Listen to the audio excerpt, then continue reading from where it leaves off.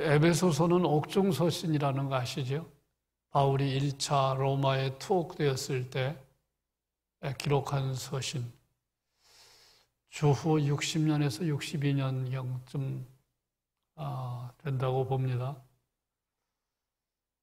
바울이 1차, 2차, 3차 전도 여행을 했는데 바울은 주로 전도자로서 살았지요. 목회를 한 곳에서 오래 안 했는데 가장 오래 한 곳이 바로 에베소입니다. 에베소. 그 다음이 고린도. 에베소와 고린도는 기억할 만합니다. 에베소는 3년, 고린도는 1년 6개월 머물렀습니다. 목회했습니다. 그래서 에베소 지역 다른 도시와 마찬가지지만 이방 신전이 있었던 곳, 우상 숭배했던 도시 에베소입니다. 그래서 이 에베소서에 보면 그 우상 숭배 했던 사람들이잖아요. 그 에베소 지역의 교회의 교인들은 옛날에는 우상 숭배했던 교인들입니다. 그들에게 예수님이 유일한 구주가 되신다. 그 점을 이야기해 주고 있고, 예수 믿는 사람들은 새 사람이다. 여러분 그런 생각 해보셨어요? 여러분 새 사람이라는 거 아세요? 신분이 새 사람이에요. 그러면 새 사람답게 살아야 하잖아요. 네. 결혼하면 젊은 부인들이 새댁이잖아요. 우리 새 사람입니다. 새 사람답게 살아야 돼요. 의롭게 살아야 돼요. 진리를 따라 살아야 돼요. 거룩하게 살아야 돼요. 그래서 이제 그렇게 살라는 거죠. 새 사람이다. 오늘 말씀도 보니까 10절에 뭐라고 되어 있습니까? 10절에 우리는 그가 만드신 바라 그리스도 안에서 선한 일을 위하여 지으심을 받은 자니 이 일은 하나님이 전에 예비하사 우리로 그 가운데 행하게 하려 하심이니라. 이제는 선한 일을 위해 살아야 된다는 거예요. 선한 일을 위해서. 우리는 착하게 살아야 돼요. 선한 일을 위해서.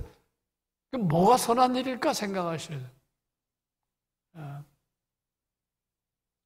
또 유대인과 이방인은 하나다, 하나가 된 거다.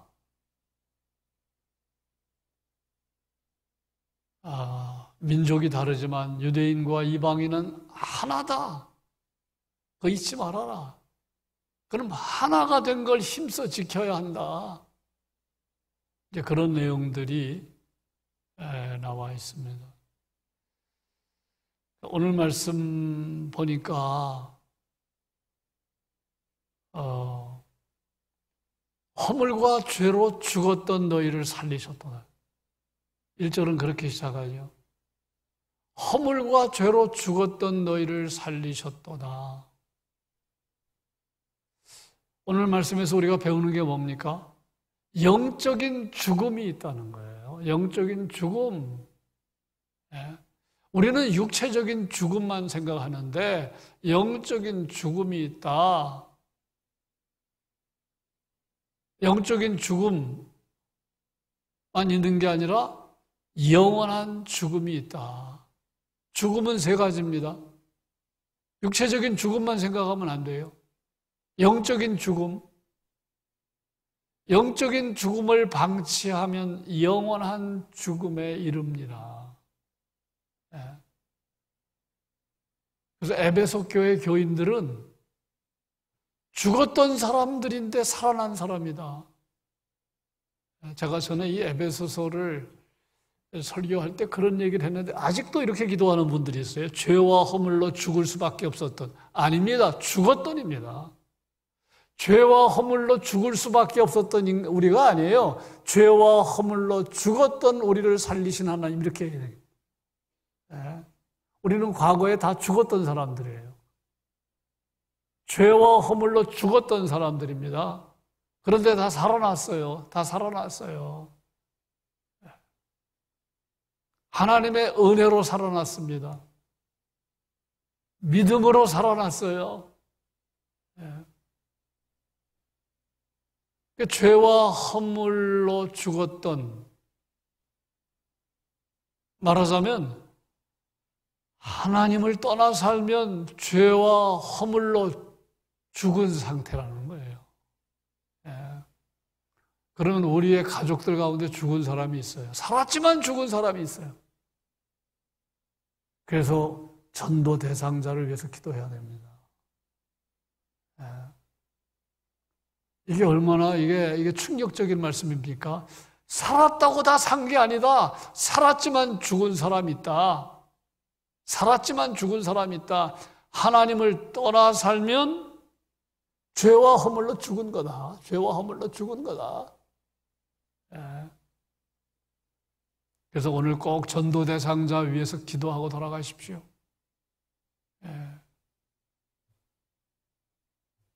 우리는 남자, 여자, 부자, 가난한 사람, 배운 사람, 못 배운 사람,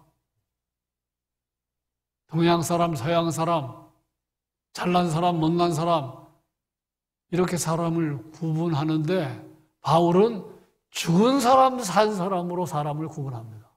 죽은 사람, 산 사람으로, 이 세상에 산 사람과 이 세상을 떠난 사람으로 구분하는 게 아닙니다. 살아있지만 죽은 사람이 있고 살았지만 진짜 산 사람이 있다는.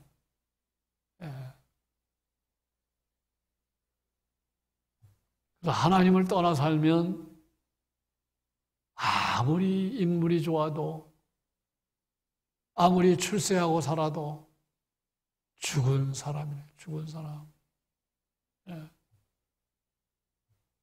하나님을 떠나 사는 거 영적인 죽음입니다.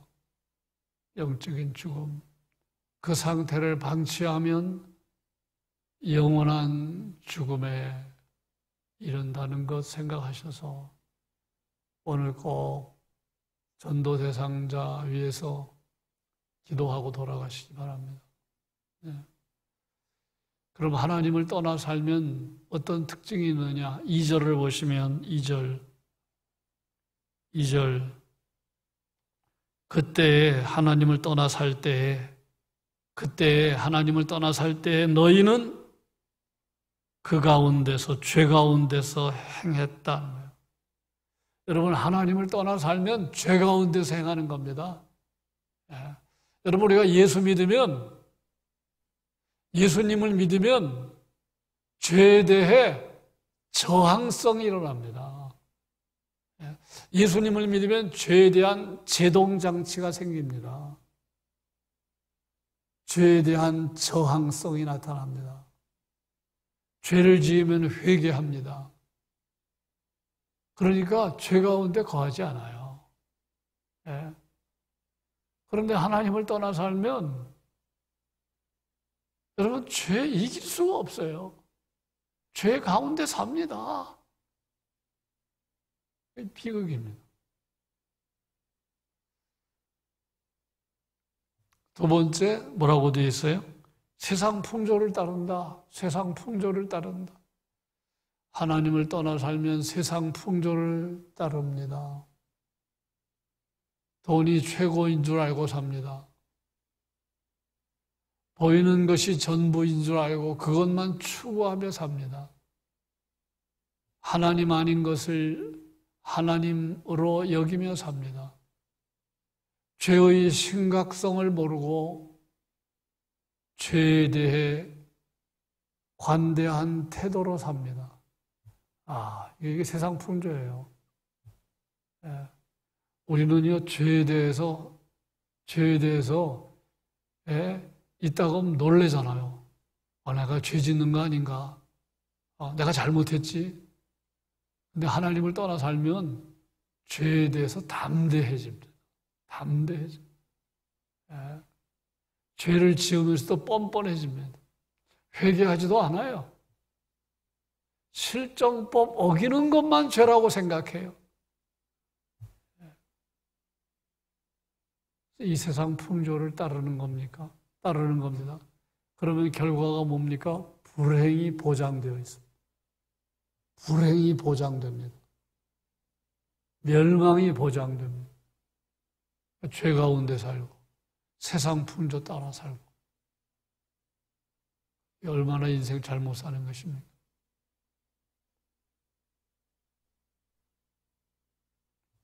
자, 세 번째 뭐라고 되어 있어요? 공중의 권세 잡은 자를 따랐다.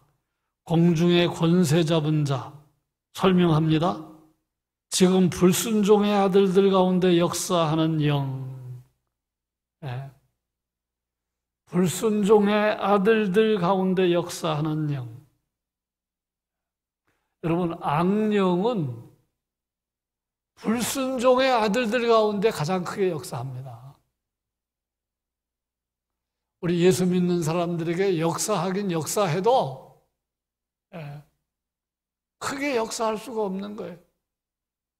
예수 믿는 사람들은 성령의 사람들이기 때문에 하나님을 떠난 사람들에게 그들은 하나님을 불순종합니다. 그들에게 악령이 역사한다는 거예요. 성경은 사단을 뭐라고 얘기합니까? 거짓의 아비, 살인자, 중상자, 이간질하는 자. 예. 여러분, 그런 악한 영이 역사한다고 생각해 보세요.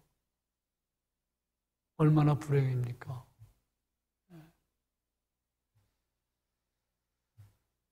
그러면 역시 불행이 보장된 거예요. 불행이 보장된 거예요.